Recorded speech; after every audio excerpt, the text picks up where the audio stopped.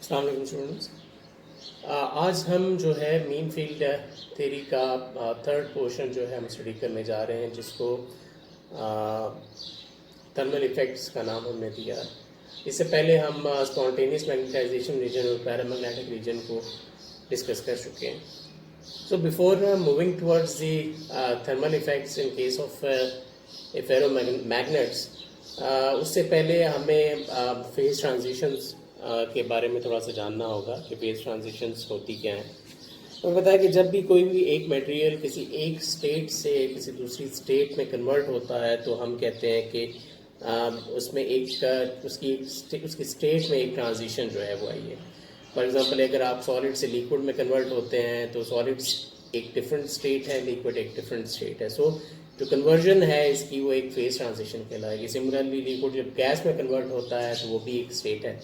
इसी तरह से जब एक सुपर कंडक्टर जो है एक नॉर्मल स्टेट में कन्वर्ट होता है तो वो भी एक फेज ट्रांजिशन है। And similarly when ferromagnets convert into paramagnet तो वो भी एक फेज ट्रांजिशन कहलाती है। तो फेज ट्रांजिशंस जो हैं वो दो तरह की होती हैं। कुछ ट्रांजिशंस जो हैं वो फर्स्ट ऑर्डर फेज ट्रांजिशंस कहलाती हैं और कुछ जो हैं वो सेकंड ऑर्डर फेज ट्रांजिशंस कहलाती हैं। जो पहली एग्जांपल आपको मैंने दी कि the conversion of A solid into liquid and liquids conversion into gas, ये जो है ये एग्जांपल है फर्स्ट ऑर्डर फेज ट्रांजिशन की। फॉर एग्जांपल, अगर आप एक ब्लॉक ऑफ आइस को आप हीट करते हैं तो आपको पता है कि आप उसको हीट करेंगे तो कुछ देर बाद कुछ एनर्जी, हीट एनर्जी एब्जॉर्ब करने के बाद जो है वो लिक्विड में कन्वर्ट हो जाएगा। और जब तक आप अगर वो सॉलिड है, आइस है, और आप उसको हीट सप्लाई कर रहे हैं और जब तक वो कम्प्लीटली लिक्विड में कन्वर्ट नहीं हो जाता तो जो सिस्टम है उसका टेम्परेचर जो है वो सेम रहता है। सिमिलरली जब आप लिक्विड से गैसियस स्टेट में जाते हैं 100 डिग्री सेल्सियस, जब लिक्विड आपके इवेपोरेट होना शुरू हो जाता है, फॉर एग्जांपल वाटर, तो उस केस में भी जो आपका टेम्परेचर है वो तब तक चेंज नहीं होता है जब तक आपका सारे का सारा लिक्विड जो है वो गैसियस स्टेट में कन्वर्ट ना हो जाए। इसका मतलब है कि आपको हीट सप्लाई करनी पड़ रही है एक फेज ट्रांजिशन को लाने के लिए, सॉलिड से लिक्विड में कन्वर्ट करने के लिए, लिक्विड से गैस में कन्वर्ट करने के लिए। और इस हीट को हम लेटेंट हीट ऑफ सॉलिड कहते हैं। इस केस में लेटेंट हीट ऑफ फ्यूजन होगी और इस केस में लेटेंट हीट ऑफ वेपराइजेशन कहलाएगी। So latent heat of vaporization को हम डिफाइन कैसे करते हैं? S into T into S L minus S S, यानी जो चेंज इन एंट्रोपी है वो ज़ीरो नहीं होता। और जहाँ पे भी चेंज इन एंट्रोपी आपका ज़ीरो नहीं होता तो हम कहते हैं कि वो आपकी फर्स्ट ऑर्डर फेज ट्रांजिशन है। यहाँ आप ये कह लें कि जो एंट्रोपी है आपकी वो डिसकंटिन्यूस होती है eight the transition temperature in case of first order phase transition. और आपको ट्रांजिशन के लिए एनर्जी जो है वो रिक्वायर्ड होती है to convert any substance from one form to another. जबकि सेकेंड ऑर्डर फेज ट्रांजिशन जो है इसमें जो एंट्रोपी है आपके सिस्टम की वो कांस्टेंट रहती है, वो कंटिन्यूस होती है, but its derivative with respect to T, जिसको हम स्पेसिफिक हीट कहते हैं, वो डिसकंटिन्यूस होता है एट द फेज ट्रांजिशन। और इसकी एग्जांपल जो है जैसे आपको मैंने बताया कि एक फेरोमैग्नेट जब एक पैरामैग्नेट में कन्वर्ट होता है तो वहाँ पे भी जो स्पेसिफिक हीट है उसमें एक एट द ट्रांजिशन टेम्परेचर जो है एक डिसकंटिन्यूटी आती है। ठीक है, तो आज बेसिकली हम जो पढ़ने जा रहे हैं वो थर्मल इफ़ेक्ट्स के बारे में पढ़ने जा रहे हैं इन केस ऑफ फेरोमैग्नेट्स जो कि अराइज होते हैं due to the phase transitions. So phase transition जहाँ पे भी होती है तो आपकी सिस्टम की जो एनर्जी है वो चेंज होती है जहाँ पे भी सेकेंड ऑर्डर फेज ट्रांजिशन होती है। So it means that the change in energy that occurs when the spontaneous magnetization of a ferromagnetic specimen is changed gives rise to thermal effect, and the spontaneous magnetization gives an additional contribution to the internal energy of a ferromagnetic body. ठीक है, यानी अभी हम spontaneous magnetisation की बात कर रहे हैं कि स्पॉन्टेनियस मैग्नेटाइजेशन वहाँ तक एग्जिस्ट करती है जहाँ तक आपका ट्रांजिशन टेम्परेचर है, उसके बाद आपकी मैग्नेटाइजेशन जो है, स्पॉन्टेनियस मैग्नेटाइजेशन, वो ज़ीरो हो जाती है। तो वो जो स्पॉन्टेनियस मैग्नेटाइजेशन है वो भी एक एडिशनल कंट्रीब्यूशन देती है to the energy of a system, ठीक है। यानी the internal energy of a magnetic system in a field is, हमें पता है कि वो बराबर होती है -h टाइम्स dm, और यहाँ पे जो कि हम स्पॉन्टेनियस मैग्नेटाइजेशन की बात कर रहे हैं, तो उस केस में जो फील्ड है that is the internal molecular field which is equals to lambda times m. So substituting the value of h in equation 1, you will get u is equals to minus lambda integral of m into dm, और integrate करें तो you will get minus lambda by 2 m square of t. So this is the contribution to the internal energy of a system due to this internal molecular field. Okay. So specific heat हम यहाँ से निकाल सकते हैं by just taking the derivative of internal energy with respect to temperature, that is minus partial u by partial t. Taking the derivative we will get c is equals to minus lambda by 2 partial m squared over partial t. हमें पता है कि T greater than T C transition temperature से जब आप increase करेंगे temperature को तो आपकी मैग्नेटाइजेशन जो है, स्पॉन्टेनियस मैग्नेटाइजेशन, वो ज़ीरो हो जाती है, but the spontaneous magnetization is non zero below the transition temperature. इसका मतलब है कि अब यहाँ पे क्या है कि यहाँ पे इसका मतलब है कि अबव ट्रांजिशन टेम्परेचर आपके पास किसी जो स्पेसिफिक हीट है उसमें कोई मैग्नेटिक कंट्रीब्यूशन नहीं आ रही होगी स्पेसिफिक हीट में, ठीक है. लेकिन बिलो द ट्रांजिशन टेम्परेचर इसका मतलब है कि स्पेसिफिक हीट में एक कंट्रीब्यूशन आती है because of this magnetization of the material, ठीक है. सो इसका मतलब है कि ट्रांजिशन टेम्परेचर के ऊपर जब आप पहुंचेंगे तो आपको स्पेसिफिक हीट में एक डिसकंटिन्यूटी जो है वो मिलनी चाहिए. That is the magnetic contribution to C will be zero above Tc and non-zero below Tc. Hence, there will be a discontinuity at the transition temperature.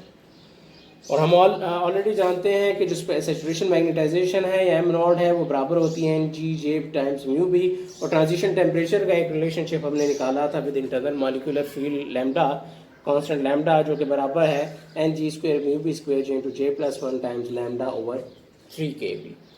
Now let's note this as equation 2. So equation 2 implies that C is equal to minus lambda by 2 dm squared divided by dt. Now substitute the value of lambda from this last equation, which will give you lambda is equal to 3kB Tc divided by this factor. So putting the value of lambda here, you will get minus 1 over 2 3kB Tc divided by Ng square mu b square J into J+1 into dm square by dt. This last equation can also be written like this, that is C is equal to minus 3 by 2 nkb J over J+1 into dm square over n square G square J square mu b square over dt by Tc.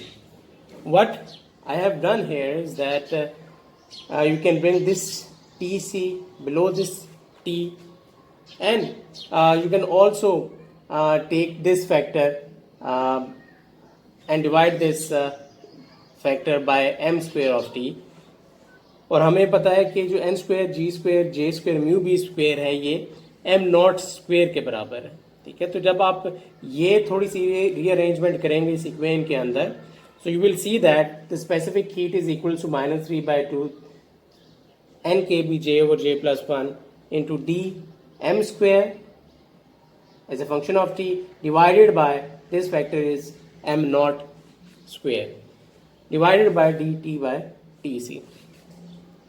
So इस तरह से लिखने से फ़ायदा क्या हुआ है? फ़ायदा ये हुआ है कि अब आप के पास जो स्पेसिफिक हीट है वो आ गई है as a function of derivative of m by m naught of square at the transition temperature, ठीक है. इसका मतलब है कि यहाँ पे आपको m ओवर m नॉट की जो वेरिएशन है इसके लिए आपके पास दो इक्वेशंस हैं ऑलरेडी जो कि हम निकाल चुके हैं, लिख चुके हैं पहले भी। तो उसको अब आपको m/m0 को अप्रॉक्सीमेट करना है कहाँ पे? अब आप देख रहे हैं ये thermal effects at the transition temperature, ठीक है, यानी TC पे आपको ये इफेक्ट्स देखने हैं।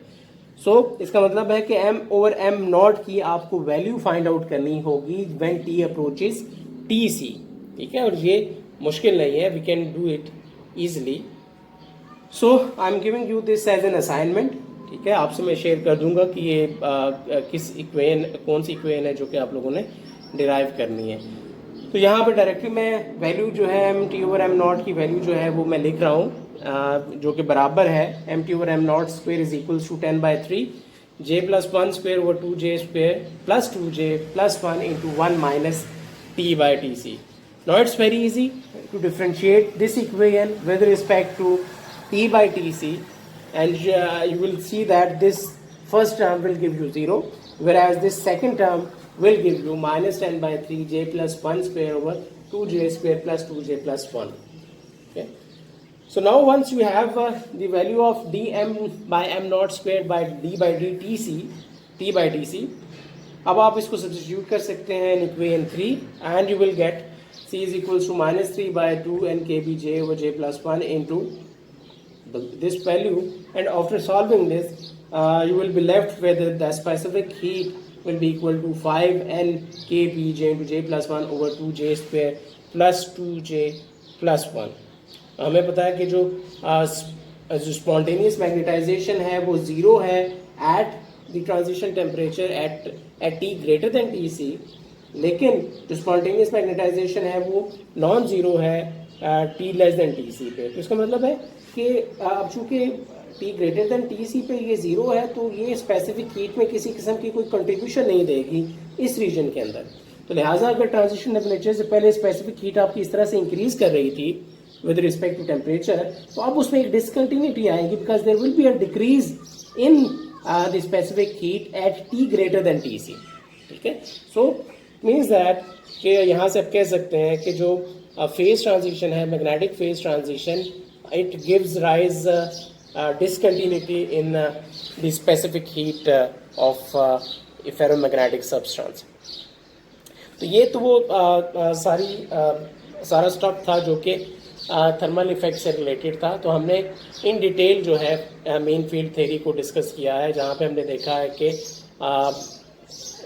मेन फील्ड थ्योरी एक तो प्रेडिक्ट करती है कि आपके सिस्टम में स्पॉन्टेनियस मैग्नेटाइजेशन जो है ये एग्जिस्ट करती है, और जो उस वक्त जब ये मेन फील्ड थ्योरी दी गई तो ये इसकी सबसे बड़ा ब्रेक थ्रू था कि उससे पहले स्पॉन्टेनियस मैग्नेटाइजेशन को कोई थ्योरी जो है वो प्रेडिक्ट नहीं करती थी। So mean field theory predicts the spontaneous magnetization in a ferromagnetic substance.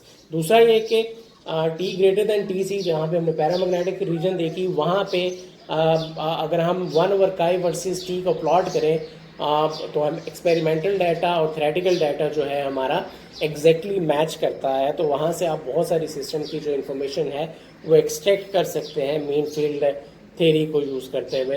And finally you can find out information about different thermal effects जो कि ट्रांजिशन टेम्परेचर्स पे जो है वो अकर करते हैं। So that's it for the main field theory. Thank you.